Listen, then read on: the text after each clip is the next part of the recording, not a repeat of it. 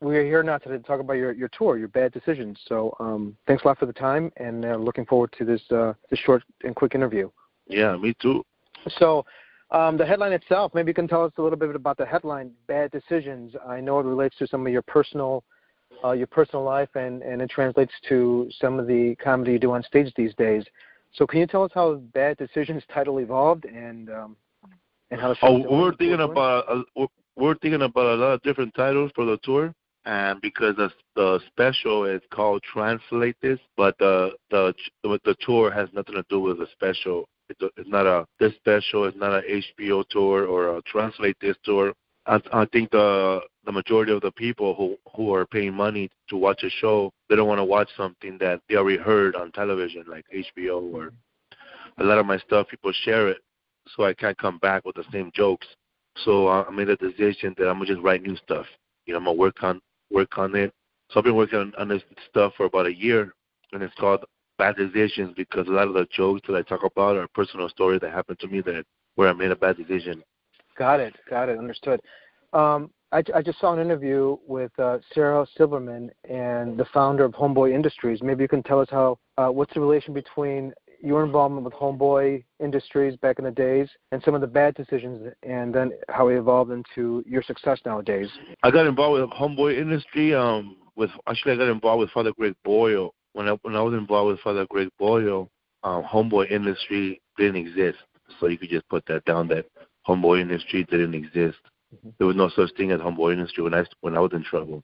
It was just Father Greg by himself with a dream that one day he could have Homeboy Industry. So when he started helping me, there was no Homeboy Industry. It was called Jobs for the Future because Father Greg was helping people get jobs for the future, like homeboys.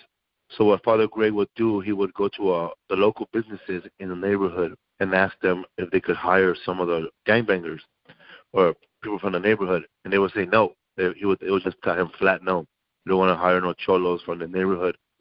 We don't want to hire anybody with a zip code in the neighborhood. So what Father Greg would do, he would just tell them, listen, how about you train them and you have them working here for 6 months, and I'll pay for that. I'll pay for that out of my money. So these people will say, okay, as long as we're not paying them, we'll hire them.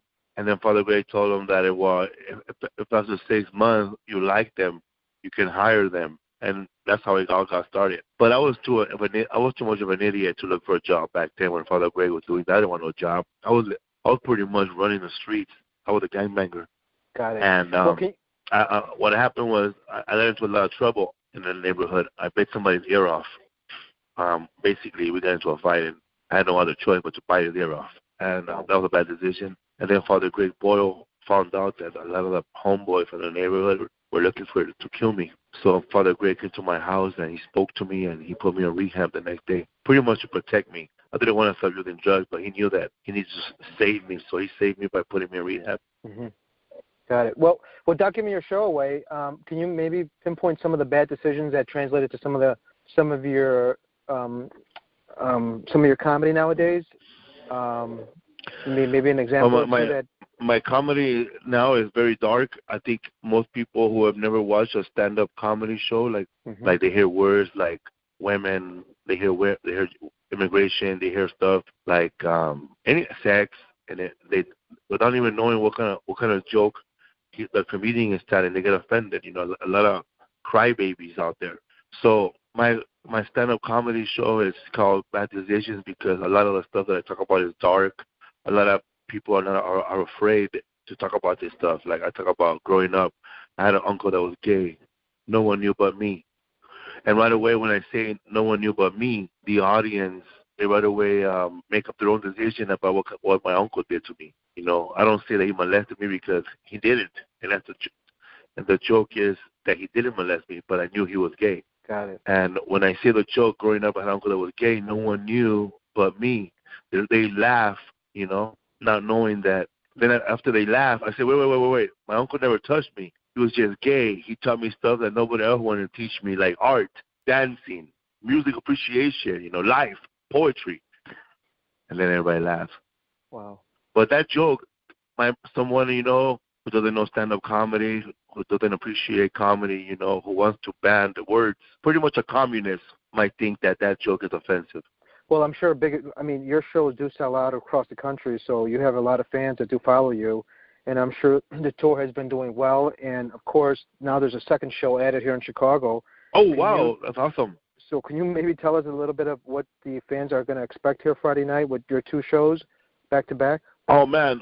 What people are going to expect at my two shows, they're going to have an awesome good time, man. They're going to laugh a lot. They're going to feel like a family member. They're going to feel a lot of love, man. There's a lot of my fans that come to the show. They're real hardworking people. They're blue-collar. They work all day. They go to school, and they need a break of the monotony that's going around in the world. And in my 1 hour of comedy, none of my jokes are political. I mean, I don't even mention Trump during my act. I don't even mention him during my interviews. I think it's probably the first time I ever mentioned him. My comedy has nothing to do with President Trump. So if you're going to my show thinking it's going to be a rally or a motivational speaker, no, man, it's all straight up comedy about life. Life about Felipe. This is good. This is really good. Yeah. I wanted the show to be about me, you know, my experiences in life. Like I talk about how I have a joke where I say that a lot of people say that immigrants do jobs that white people don't want to do. But then I say, well, wait a minute, man. Does that mean I'm white? Because I don't want to do it either. Right. Wow. Interesting. What if you look back? If you were to look back at your since the start of your comedy career, what can you pinpoint that you can say was a major factor in your success? I would say there were three major factors of my success. The first one was when I met Paul Rodriguez, and he let me open for him, and he gave me advice about having good character and being nice to everyone and don't be an asshole. You know, he told me that you meet the same people on the way up as you do on the way down. And then I think 8 years later, I ran into him again, and he told me I was worried. A lot of comedians, you know, like I would say, like Willie Barcena, you know, Cristela Alonso.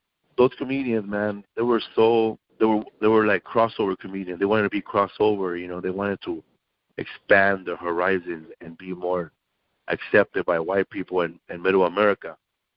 So I was worried about that, you know. Am I going to lose myself doing that? So Paul Rodriguez told me, don't worry about what those comedians are doing. Just be true to yourself. If you're funny enough, those people are gonna cross over to you. So that's what I've been doing my whole life, being real, you know, and eventually they'll cross over because I'm funny enough. Last Comic Standing, when I won Last Comic Standing in 2010, that probably helped out my career the most out of everything I've ever done in my life. It put me up there on television for 7 weeks in a row, and people got to know me, and that was probably the best thing that ever happened to me, to be on TV on NBC for 7 weeks straight and then winning the show. Yeah. When I talk to people that are watching me on Last Comic Standing, when I meet them, even though it happened almost 8 years ago, they tell me, man, when you on the last show, when they were going to decide who won, we had a big party. We had a viewing party at my house. There's people in Chicago, Yakima, Florida, Waimama, Florida, and they have viewing parties to see if I won or not. And I thought that was awesome. Wow, that's interesting. I do remember that. I remember when you won Last Comic Standing. I'm with one last question at you. These young kids out here nowadays, it's a rough world for everyone, especially these young teenagers. What is your advice to some of these kids making bad decisions? I would say, man, learn how to read. Learn how to read. Get into a habit of reading. Like read a book. Pick up a book, even if you have it on your phone. Learn how to read. Learn how to write. If you every day write something. Write your journal. Stop messing around, you know. Write. Read and write every day. That's all my best advice. If you don't read and write every day, you're going to be an idiot. Thank you, Felipe. We look forward to your show on Friday night here in Chicago. I'm sure the second show is going to sell out. It's going to be another night full of laughters, and we look forward to it. So thank you for your time. Me and too. Good luck on your big success again.